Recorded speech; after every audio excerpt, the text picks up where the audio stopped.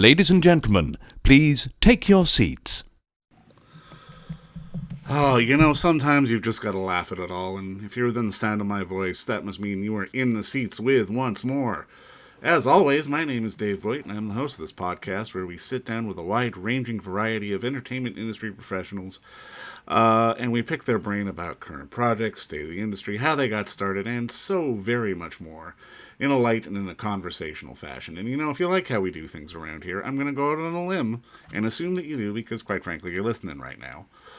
Please subscribe. Hit that subscribe button. Give us the old like and subscribe. Give us the old 5-star rating, pretty much wherever you get your podcasts. We're available over at Apple, Amazon, Spotify, Google, pretty much all platforms. And plus, we archive every single one of our episodes over at our In the Seats YouTube channel. So if you can give us a like and subscribe there as well, we would really appreciate it. Also, don't hesitate to check us out on social media. We are on Facebook, we're on Twitter, and we are on Instagram, but also we're on the TikTok, and we're on Letterboxd. You can follow us at In the Seats for all sorts of fun updates. And finally, and I do dare say most importantly, please pay us a visit over at In the Seats, intheseats.ca, for all the latest and greatest from the world of film, television, basically the moving image at large. Because if we love to watch it and write about it and talk about it, guess what? We love it when you come by and read about it and listen about it. So please, pay us a visit. On this episode, boys and girls, we got some fun ones. We really, really do. It is a new movie that is streaming on CBC Gem and also having a special screening tonight at the Review Cinema. It's called Cup of Cheer, and its tagline or its sub-tagline is an Xmas rated comedy. Basically, this is a send-up satire spoof of the Hallmark movie genre and all those movies that we see on TV that do quite well. And I mean, Ontario even themselves has become a bit of a factory for them as well. These movies of the week are profitable. I mean, they are a genre of their own, and well, a lot of people love them. So so do we, because we love the moving image. But this is a bit of a send up of it. So I mean, if you like those movies, you may not like this, but if you don't like those movies, I think you'll definitely like this. It is a lot of fun, and we had the unique pleasure of sitting down with writer-director Jake Horowitz to talk about sort of the origin of the story, why he wanted to do it, and so very much more. But just remember to check out Cup of Cheer, available on CBC Gem now. Guess what? CBC Gem is free, too, so that helps. But first, enjoy our talk with Jake, because between you and me, it is a darn good one. Well, obviously, first off, just, man, congrats on the movie. I mean, thank you so much for the time today. Thank you. I really appreciate it. It's always good. Now, I mean, walk me through sort of the origin of deciding to do this, because, I mean, goddamn, it's kind of genius. Thank you. I'm going to put that on the poster. Genius. The origin was that after I made my first feature and a few other things, everybody was like, great, good job. If you really want to make money, you're going to have to make a Hallmark movie. And I'm somebody who typically does the opposite of whatever I'm told to do, which is probably a problem for me. But so I kind of thought about it for, an hour or so. It's like, obviously it writes itself. You need the big city girl who's probably a journalist who goes back to her small town. There's a Christmas Eve deadline to write a story. She has to fall in love with somebody. What if he owns a hot chocolate shop? I was listening to Christmas music, and that line, "Have a Cup of Cheer" from Holly Jolly Christmas came up, and I was like, okay, great. So there's obviously there's a hot chocolate shop. It's called Cup of Cheer. They got to save it. That's the very typical version of this movie. And then after about an hour of thinking about that and watching some Hallmark movie references, I was like, okay, let's do this, but let's do the insane version. Let's do the airplane version, the They Came Together version, Wet Hot American Summer. Those have always been my favorite movies, and I always wanted to do a movie like that. And obviously everything has been spoofed and satired and everything, satirized, I think is the word, except the Hallmark Christmas movie. So there you go. No, I mean, I guess the next question is, like, I mean, how do you get funding to make a movie in this space where you're basically making fun of that space? Yeah, you don't really, very carefully, as well as we learned with the distribution side of it. As much as people loved it, well, so many networks and channels actually play those movies, Right. and we can't make fun of them. So, luckily CBC came along and didn't care and loved the inherent insanity of it. But yeah, there was a lot of like, no, don't make this. You're wasting your time. Nobody's going to watch this. It's too hard to compete with those Hallmark movies of blah, blah, blah. It's also just really hard to make comedy because, it doesn't travel well and it's very specific to a lot of people's tastes. But yeah, we just kept, we knocked on doors. We had a lot of people who believed in it, and we scraped together like $10 here, $100 here, to make something that I think looks a lot bigger budget than it really was. Now, I mean, I've got to imagine, 90% of the job is done in casting because, I mean, if you have people who don't necessarily understand the material, it's not going to work because, I mean, just in watching the film, I was just gobsmacked at just how earnest everyone was playing it. And I mean, then that's why it works. Like walking through the casting process and just sort of finding the right people who would understand the material. Yes. Yeah. So that was actually the first, we had a list of rules when we were writing this. What not to do, what to do. We studied some of our classics. One of the rules was, if you look at a great Mel Brooks film or David Wayne comedy or something like that, you have a joke about once every 10 seconds. So that was our goal. Let's have the main joke. Let's have the joke in the background. Let's have 3 other jokes going on at the same time.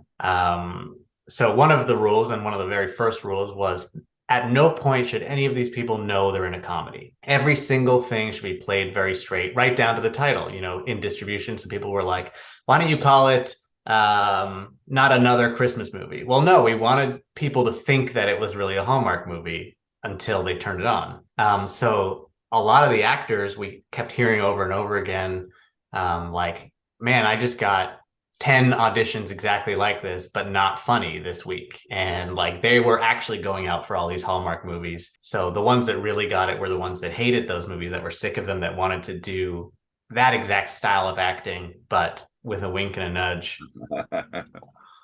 So that was always the direction, was just play it totally earnest. Never let anybody know that any of this is funny.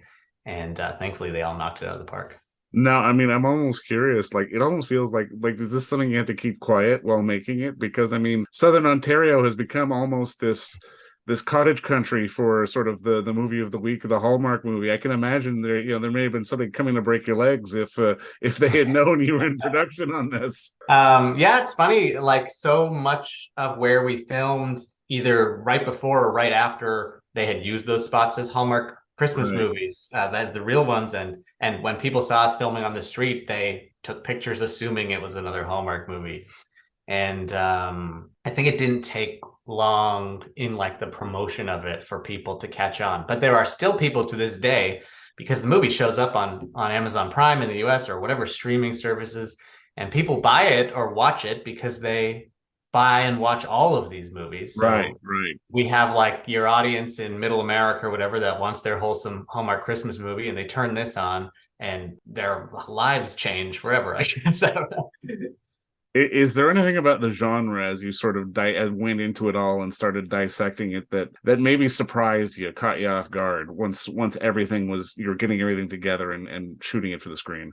I think a lot of it was like just how unimaginative some of the filmmaking is to match the formula. And that's not to say that there aren't good directors or good whatever who work on these films, but I kind of wanted to elevate it in a certain way. So we have like some big sweeping wide shots on a frozen lake at sunset, and we have a lot of things that I don't think you would typically see. So breaking it was kind of hard sometimes to figure out, like, well, what is the mold of this Hallmark movie, and are we allowed to step outside of that for a few creative things?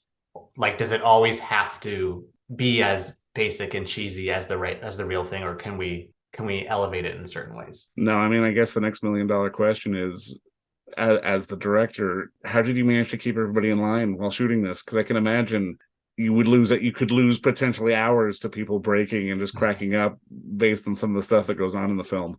And we did lose hours. There was one scene in particular where they're all in the kitchen, and the sheriff Rudolph comes in, and it was always scripted that he removes his police hat, and underneath is a much smaller police hat, which was actually like a stripper's police hat. But seeing that and reading it are very different things. And by the time the actors were in the space doing the scene, they forgot about the hat. So he would take off his hat, and every time without fail, there would be 20 minutes of laughter. Nobody could get through the scene. It was like a Friday night. It was freezing cold. Everybody wanted to go home. And it took like hours to film that scene. But for the most part, you kind of get used to, as we went further and further into the shoot after many weeks, we all got used to the insanity of it. And sure, there's like, I can, shove my entire fist in somebody's mouth for the scene, not me personally, but the actors. And nobody will think otherwise of it because they've been doing it for so long now at that point. Well, and I mean, it just speaks to the nature of, people tend to not give comedy its credit as something that's being hard to shoot and hard to assemble. And I mean, I'm curious from your perspective, is it just sort of the material that you think is what makes comedy hard to shoot, or is it, I guess, having more of an understanding of what the joke actually is rather than just telling one? Yeah, that's a really good way of putting it. Is like, I mean, I could talk about comedy in very boring, non-comedic terms forever. I think it's really interesting to like study and dissect what makes something funny. But I think what you just said, like there is the joke, and then there's the joke behind the joke. What is the real joke? Why is that funny? So I think a lot of it was like trying to figure that out. When you're delivering such a stupid line, it's not really the line that's funny. It's like the references to all the other times this line has been delivered in movie history where it hasn't been funny, and it's contextual. And I sound like I'm writing a dissertation on this, but comedy is hard because everybody has different comedic tastes. And one thing I really wanted to do in this movie with like the, one joke every 10 seconds was like, if you don't like that joke, wait 10 seconds and here's a joke that you will like. And if you rewatch the movie, you'll notice 800 more jokes that you never noticed the first time.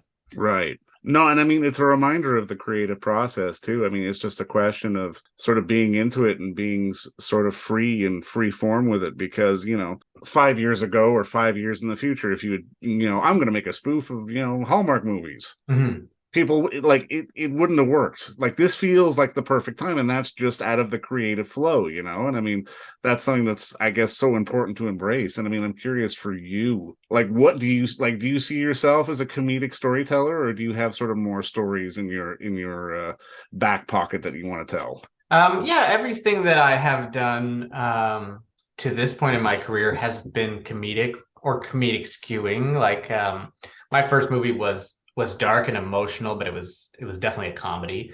And I'm working on a horror now that will probably inherently be funny. I find it hard to not be funny. And I find that, at least in my life, the people that I hang out with, well, even in a horrible circumstance, you're still using comedy to deflect and to get through certain things. And I think that's realism is comedy, and like finding the inherent silliness of a horrible, shitty world that we live in and trying to find what's funny about it. Well, you know what, man? I mean, I think you've put a good dose of hilarity into the world with this film, and I just want to say congrats again on the work, and man, thank you so much for the time today.